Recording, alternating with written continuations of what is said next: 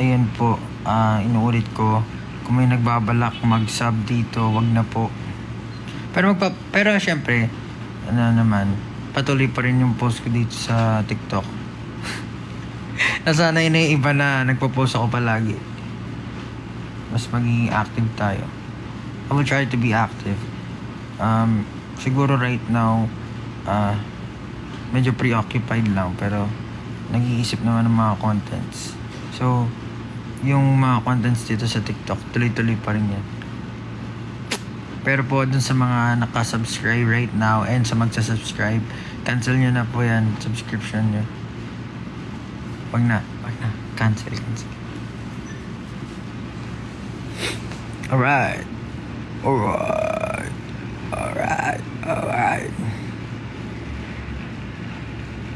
Huwag mo na i-renew. Hairstyle. Naku po. GG na naman.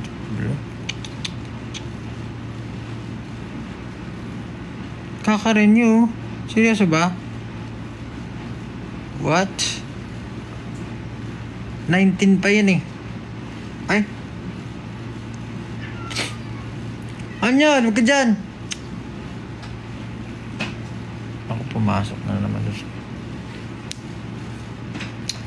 And, kakasubscribe mo lang ulit. Tingnan natin kung anong magagawa nating paraan dyan. Pero dun sa mga balak mag-sub, wag na po. Tapos sa mga nakasub, pa-cancel na lang po. Thank you so much. Mamaya na kakain, unahin kita. Wag! Kumain ka muna ako. Ito, yung mga pauso ko. Warm water with lemon first thing in the morning.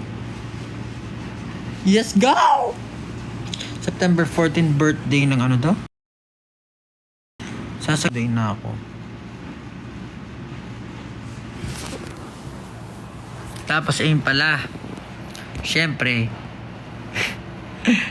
nung nakaraan, di ba, nag-post ako ng yung eto na naman sa EDSA Kabaan, but I'm riding on, I keep riding on, let's go! Abangan nyo rin yung release na yun. Malapit na siya. Hindi ko masabi yung hindi ko masabi yung tawag dyan. Yung exact date. Pero abangan nyo na lang. And tumulog yung chan ko. Yan lang. Tum na si Olbap. Anyan.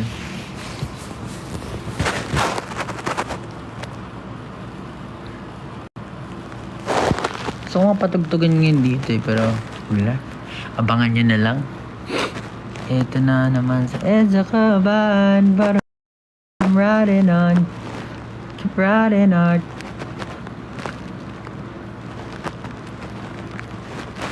Ito na naman sa EDSA Kabaan. Parang teaser, it's a pop. Thank you so much. Sana mapakinggan nyo. Sana unahin mo si Kailan. Huwag kang magmadali. Ito naman eh. Release din natin yan.